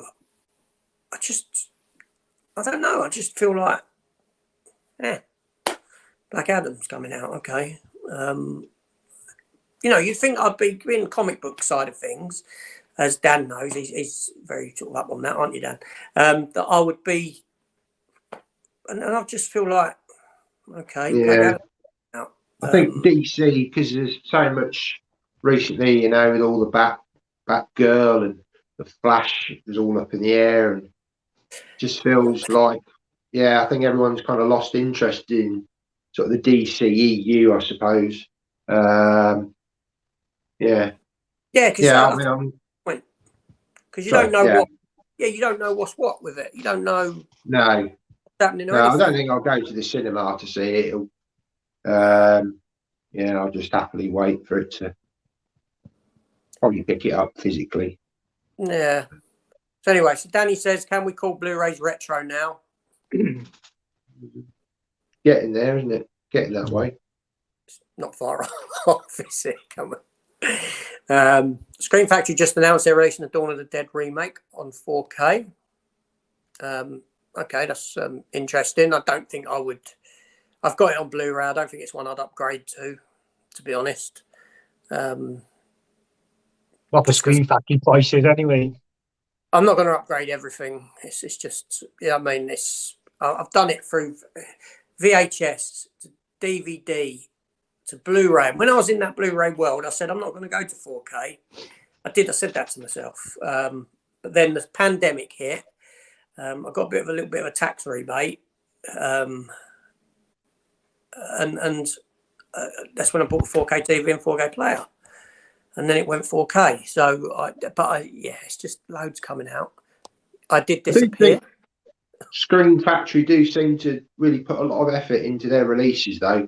I was watching Euphoria, Keith at Euphoria Pictures yesterday, and was talking about They Live. That's a film I've never watched. That's a John Carpenter film I've never watched. and he was talking about the Studio Canal release and said it's a great, picture quality upgrade. But then he spoke about the Screen Factory to say that there's an Atmos soundtrack on the Screen Factory, whereas the Studio Canal, it's just a 5.1 mix. Now, I know for a lot of people that's not a big deal, but if you're into the home cinema, you're going to want the Atmos as well. So yeah, but it's quite expensive to import, isn't it? Screen Factory. They don't deliver from their own. They don't deliver from their own website, so you can't even pre-order to guarantee your slip covers, and you get like some goodies usually, like a poster or some pins. But because you can only order from Amazon, you usually lose out on the slip cover from the first pressings, and you usually pay about 30 quid. Yeah. So unless you really, really want the film, like Dawn of the Dead, like you say, I think I got that on DVD or Blu-ray, the Zack Snyder one, so I'll be happy with that really. But it's only really when they release a film I haven't got at all is when I consider paying that sort of money, really. That's probably the best way to do it. Yeah. But they were supposed to be releasing Panic Room on 4K, and ever since it was announced, it kept getting pushed back. But it gave me an inkling to want to watch it. So I found it at the charity shop the other day on DVD, buying for £1, so it cost me 20 pence. I went home, watched it, and I'm happy now. I won't bother buying the 4K because I've seen the film now again. I've had my rewatch of it. Picture quality was fine as far as I'm concerned. I'm just happy to have it on DVD. I don't know if that makes me sound a bit, of a pauper or something. I'm not sure, but I think it's sensible sometimes actually, because certainly the newer DVDs, and this is what you were saying, AJ. The older releases or the older films, they really benefit from the 4K, whereas often the new films are bringing out the Blu-ray and the 4K, there's hardly any difference between the two, but there's quite a difference in price, isn't there? There is. I like Dan's take on this, actually. Dan, when you said it, like really resounded with me. Not that it had any effect on me at all for me to actually do it, but it was when you said in one of your videos that the jump in quality from DVD to Blu-ray was like that. Yeah. But then the jump in quality from Blu-ray to 4K is minuscule. Yeah. You said something along those lines, and it really did resonate with me. And those words really did ring around in my head a lot, but unfortunately not enough. That's why I don't pick up many 4Ks because of that. I mean, I got about 30, 40 of them, but I think the last one that kind of finished me off was picking up Terminator 2, and I just thought there's not that much difference in quality here, and I'm not getting my favourite cut in 4K, and I felt a bit robbed by that. Yeah, that annoys me. That really does annoy me. They do it with everything, don't they? I bought ages back. I bought X-Men Days of Future Past on 4K, and obviously you got the road cut, haven't you, as well? But all they done was put the standard one to 4K, whereas my go-to version of it would be the road cut. Yeah. So I sent it back because I would never watch it. And there's several instances of that, quite a few. Now that is a bug. That does bug me. That does. Like if they'd done the Abyss, if the Abyss did finally get that 4K release, would it just be the theatrical cut and then you'd have the extended as a 4K? As a Blu-ray on there. Because again, I'd have to get it because it ain't had an official Blu-ray release. But it would be the Blu-ray that I was watching and not the 4K. Because the extended cut is so much better. Yeah. Then they do extended cut a couple of years later to get more money on 4K. Exactly. I don't know. So I think that, that's, I don't know. Where was I at? Guy saying about Screen Factory, Dawn of the Dead, wasn't it? Oh, yeah, that's right. Yeah, AJ disappeared. Danny said he bought the RoboCop special edition box set. Yeah. Oh, see that CEX stickers ripped it. Yes. Yeah. That's those stickers are awful. Myra CEX refused DVD and box sets for trade-ins. He told the guy to give it to charity. Unfortunately, argument break out in store. Yeah. I have been in CEX where a geezer he had two shopping bags full of DVD, and They were going through the first one, and when he found out how much he was going to get from 1p a disc, he said, "Just keep them. It's going to cost me more in parking than what you're going to give me," and just left the bags with them and walked out. I mean, charity shops don't always want to take them these days. You know, they're overstocked with everybody's rubbish, so charity shops will turn them down. But then charity shops usually charge you a decent price if you're buying stuff on the CX prices. That's just insane, man. The second-hand goods. I just want to go back to something, Dan. I've got a question for you because you know about this probably more so than me. Are HMV stopping their premium release edition? They're the premium collection. Well, I love the premium collection. I only pick up certain titles that I feel I want to own. When I went in FOP the other day, they didn't actually have the promotion. They had them all in the sale, and they actually moved them pretty much to the back corner. And I asked in there, and I asked in Bromley as well, there's none for pre-order. Are they stopping them? Because even, you know, they keep the boxes under the shelves, even they're very empty. And it's just a bit, didn't really give me a straight answer on that. And all they said, they only really sell when they're on promotion. And I know I'm one of them who buy them when they're on promotion, but because I know they're going to be. But if they just said, look, we're not doing a promotion anymore, they're just always going to be in the 2 for 25, I'd be quite happy for that. But I think they're going to stop them. And why I think they're going to stop them is I was looking through my shelves, and a hell of a lot of them are Paramount. And I think with Paramount Plus, albeit I agree with Matt, I just cancel mine. I watched what I wanted to watch. I don't think it's very good, but I just wonder if they're going to follow in Disney and say, right, we're not releasing any back catalogue or giving anyone any rights to back catalogue unless it's a boutique. So I've got no concrete proof, but it's from the reaction. I kind of thought that they're not pushing it anymore, which is sad if it's true. So I did utilise that bit of information in my video this morning. Oh yeah, I did watch it. Yeah, did come from you. I didn't give you credit for it. No. I wondered if it come from me or maybe Kermit's ghost, as he said something similar. No, it's interesting. It's very interesting because you're right. Why would you buy something brand new why would you buy it first hand brand new when you know in a couple of months it's going to be in the 2 for 15? Yeah. But in saying that, what I'd done because they just recently, and we're going back to this 4K thing, and Matt knows this.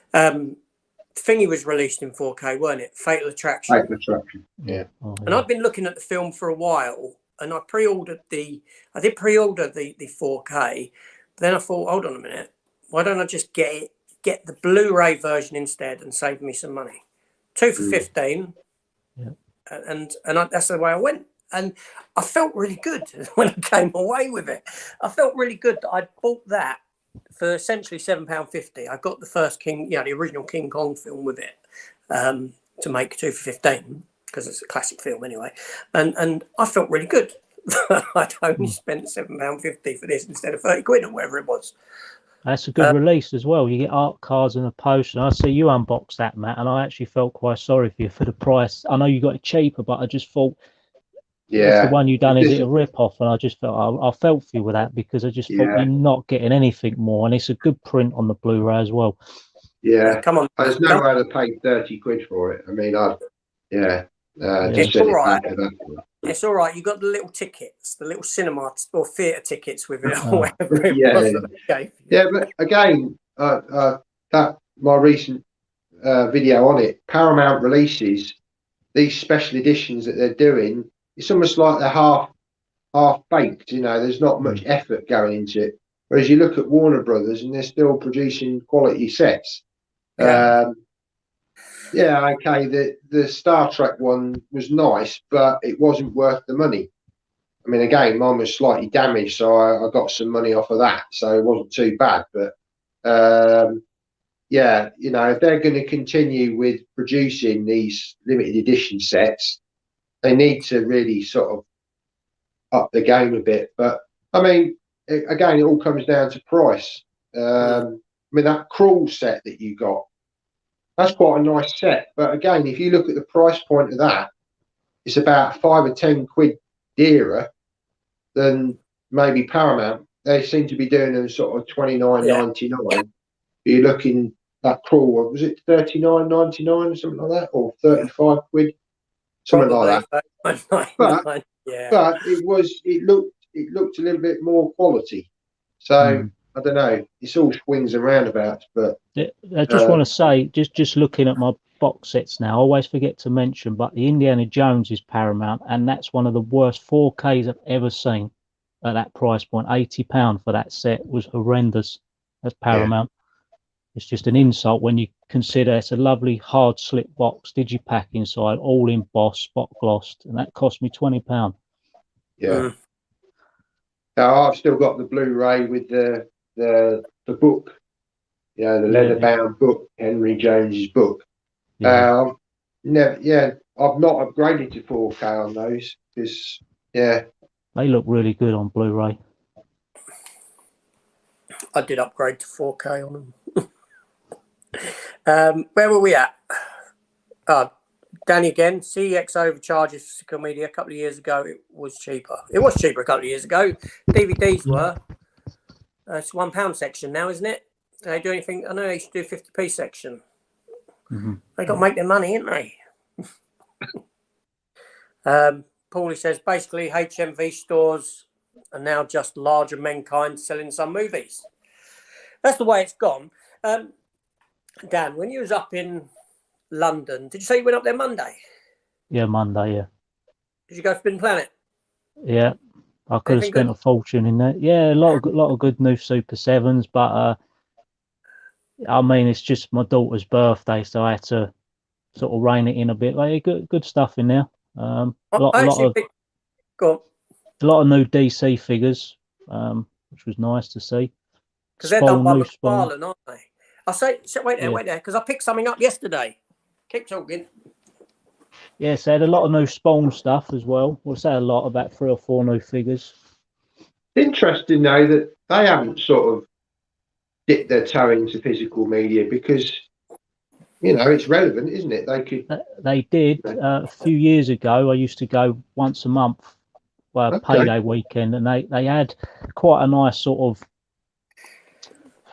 2/3 of a square of physical media, but it was so expensive and it just didn't go. And it was each time you went in there, the box sets got tattier and tattier, where people would pick it out and think, oh, it's 10-20% cheaper in FOP or HMV.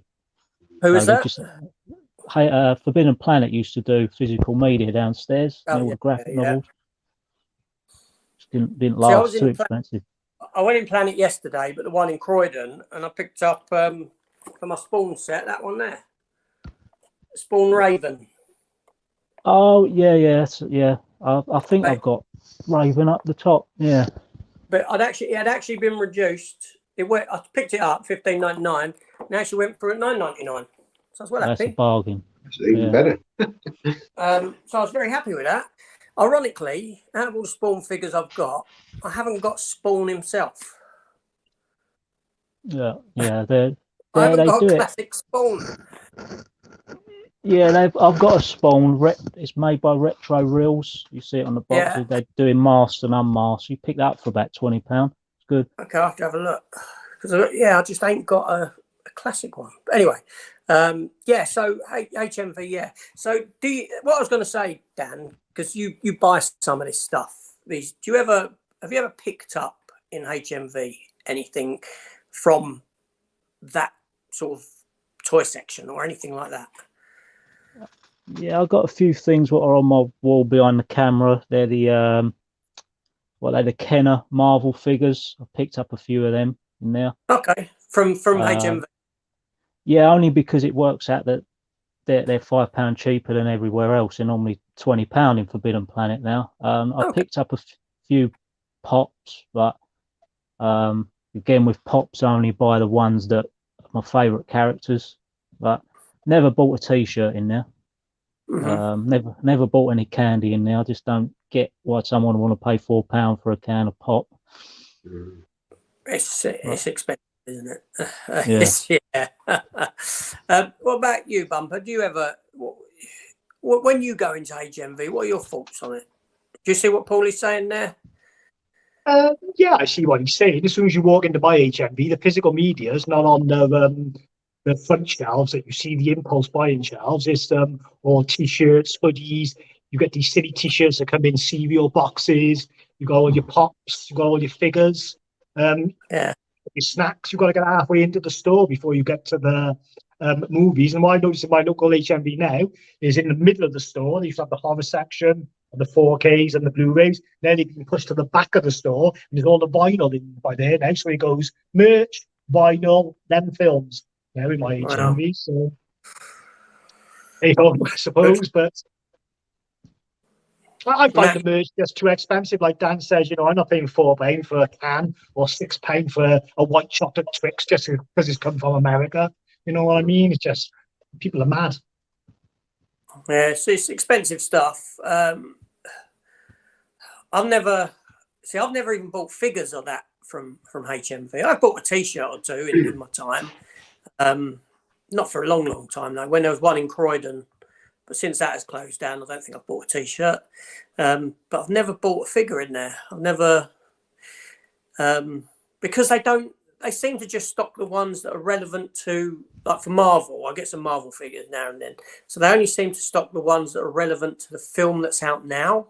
Yeah, for sure. Yeah, Whereas you go in Planet and you've got, you know, you have got a choice. Selection, yeah.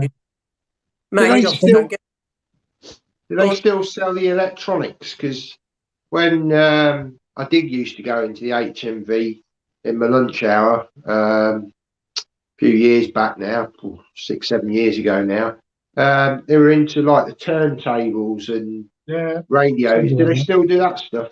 Yeah. Yeah, headphones and all that as well, like headphones. Yeah. I think there's a tiny section in. Dan, you go Bromley sometimes, don't you? Yeah, so the back right side with it. That's it. Yeah, so I actually bought a turntable in there the other day for a Christmas present. So they got a small section, but you go somewhere like Blue Water, it's like they got quite a big chunk of the store, like an aisle almost of all that. Okay, cool. All right, let's run through these quickly. So, I did show this one. Stephen said, Stephen Luther, Ben Shapiro, that's the fella's name I was looking for, that kind of backed Gina Carano when she was outed by Disney and all that. He's a great guy. This geezer, I don't know if you've ever seen him. Dan, you should look him up. I think you'd think he's great. I've heard that. I've seen some of his stuff. I just can't put a face to the name. Yeah, he can outtalk anyone. Gender rights and all that sort of stuff. He just puts them in place and just do you know what I mean? As he's on that side of it where no, it's an affront to nature, sort of a side of it. Okay, let's see an alternate future where Blu-ray lost and HD DVD won. Would we still get 4K? We'd still get the next step up. Yeah. Yeah, you would have done. Because, it's progress, isn't it? As in, you know, you'd still got the next evolution of HD DVD, I believe. The only reason we got Blu-ray was Sony. Yeah. Sony drove it because they wanted that format, and they made a loss on the PlayStation 3s because that was the way to get the market with, you know, Blu-ray players. So what about the reason why? What about the porn industry? Well, yeah, it was that as well. Yeah, because they were caught up in it, and then they solely went Blu-ray. Yeah. And being that they're like 95% of all films made in America. And this is what I said in a comment earlier when someone said that Blu-ray isn't in decline. I said, okay, porn industry. All online now. From a physical media perspective of sales from companies producing physical media, that was a huge part of it, and that's gone. That has gone because it's all online and you can just get it for free, essentially. You know what I mean? So that's all you got to do is say porn industry. that's turned all digital. And if that's a reflection of everything else, being that was like 95% of all film made in America, very telling. There we go. I picked up the Godfather box set special edition on VHS the other day, Danny. On VHS, okay. Are you going to show that one, Dan? Okay. Big P. The main problem I have with streaming, even with my 570 MPBs with 4K, that means nothing to me. That's like just blah. I still get occasional buffering and picture breakups. I would much prefer watching my physical copy with perfect picture. Yeah, there is that. 570 megabytes per second. Okay, I've got that now. Yeah. All right, I understand what that is now. But that's all like jargon. It's all That's all nonsense. jargon. Internet speeds like that are nonsense anyway. They're just max speeds quoted. What people don't realise is when they're downloading, same with games, same with streaming, you can only download that information as fast as their servers want to drip it to you. So you could have a 100 meg connection or a 2 meg connection. If they're dripping you the information at 1 meg, you're only going to get the 1 meg of data speed. Mm. Yeah, Those I speeds don't only really care matter that when you're browsing the internet, really, like your Facebook and all that keeper. We see Okay. the average person on the street who's quite happy with DVD because DVD's always been the big seller out of everything. They're quite happy with the standard, definition. So that's not going to really worry them that too much.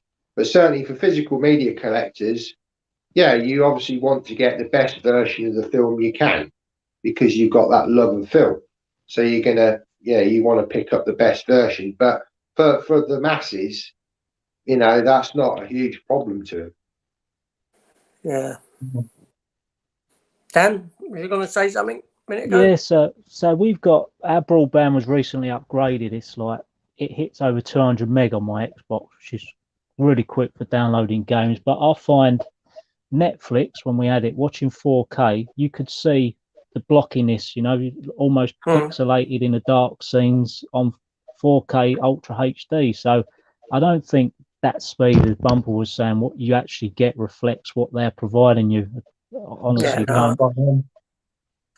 I mean, I don't watch too much that way beyond some stuff on Disney. I got no idea what my speed is. I couldn't tell you. And all I know is I've got internet. I ain't got a clue. Yeah. There is one thing that I would mention. Like are you watching it over Wi-Fi, or are you watching it via a LAN cable? Literally, my TV is 3 foot away from my modem. So, my Xbox is actually in a cabinet with doors in it, and that's Wi-Fi. But that picks up 200 meg, and that's perfect. It's just Netflix. Disney, I don't have an issue with. So that's why I think I agree with what Bumper was saying, is because I think it's what the server's giving you. Because I never had a problem with Disney. I think that looks as close to a physical disc as you ever get, personally. Yeah. Cool. So what I'm going to do is I'm going to quickly sift through the. There's not many remaining comments because obviously I want to finish at 4 o'clock on the dot because we only give 2 hours to this. Usually I do put that in a thing at the bottom. Gareth's here from Video Tasties. Hello, Gareth. Hello. He says he's not there now, so he's either bought it or he hasn't. Twilight Saga on DVD for 50p. Only if it comes with a free copy of 50 Shades of Grey. Do you know, Dan, do you two know Gareth Bumper and I know him. I'm going on his channel now on the 10th of October. We're watching Dead Heat, the old school zombie action type movie with Treat Williams. Oh, cool. See, I was going to go on and watch. I did have a What's date that? to go on and watch with him. I chose Midnight Run, the Robert De Niro film. Yeah, good film, yeah. But I had to cancel because I wasn't in the right place. Up in my head, I was having a bad time. And I know the feeling, make the money. Yeah, He's a great guy, man. He got a good channel. Obviously, loves his VHS for sure. He does, yeah. He's not with like 4 kids. Great to see the VHS stuff. Yeah. Oh, I love the nostalgia of VHS. We all started with VHS, didn't we? Let's be honest, like. Yeah. But So he probably quite refreshing, probably really. has picked up that. He probably has picked up that for 50p. Then the VHS player will chew it up. yeah, that's it, isn't it? But anyway, so Stephen Luther's off out. He's in Sacramento, by the way, California. So it must be quite hot over there. And I know I should have started. If anyone is watching from America, I don't know what part of America you're in, but good luck to you with that storm that's coming in. Stay safe. Florida, that isn't it? It's really bad. Yeah. Yeah, absolutely. Hope you get through it. It's horrendous. I saw a photo of it yesterday, approaching somewhere. Don't know if you saw this photo. It was in, I don't know if it was in the papers. I saw it on the line, and it's just like you can see the storm in the distance out across the ocean, and it just looks surreal. It just looks. I don't know if I've got it. Let me show you. See if I can get it up. It almost looks unreal. What you're looking at. That's why I don't mind. That's why I don't mind living in crappy old South Wales, because you haven't got to worry about freaks of nature or other types of attacks and things. There's a channel I follow. It's called My Home Theatre, and this guy's he's building his own movie theatre in his home. And the latest video, I'm not quite sure what part of America he's in, but it's where the hurricane, and you can hear the wind in the background. And he said literally the eye of the storm went right over his house. Oh God. So yeah, scary stuff. Yeah, like I said, I haven't got to worry about things like that. I got to be honest. Imagine all your physical media collection getting swacked away in a Oh no. bloody. Oh well, I don't know what I would be, but I'm there trying to save it all. I'd have my kids watch the way. I'd try to grab all the take a look at DVDs. this photo. It's on a cracked screen, so you ain't gonna get the best. I don't know Wow, if you look at that. Oh, can see. that looks like something out of a film. I know, it's unreal, isn't it? That's just That day after tomorrow or something like that. yeah. So Wow. good luck to her over there. That's just scary stuff. So Scott, who's over in America. I don't know what part of America Scott's in. The road cut of Days of Future Past is definitely my go-to version. I never saw the film in theaters, but road cut had to be the original cut before they decided to go back and redo some shots. Yes, totally. Did you see that? Hey guys, hope you're all well. Hope you're keeping well there. Richard Vustino. Afternoon, fellas. Thanks for the good company this afternoon. Much better than watching the footy. Is football on, is it? Yeah, you get your 3 o'clock games, don't you? But I don't know. I don't follow football. yeah, Saturday 3 o'clock and you'll your football. I used to be, but it's much like boxing. I was into that. There's too much politics, and it's sickening how much money they get. So I kind of took a back seat. I take it or leave it really now. Okay, cool. I've never really been a big into football at all, which is funny because my son, he goes to Crystal Palace games all the time. That's who I support, Palace, yeah. All right, cool. He was there when they went up. How many years ago was that now? 10. 7? 10 years.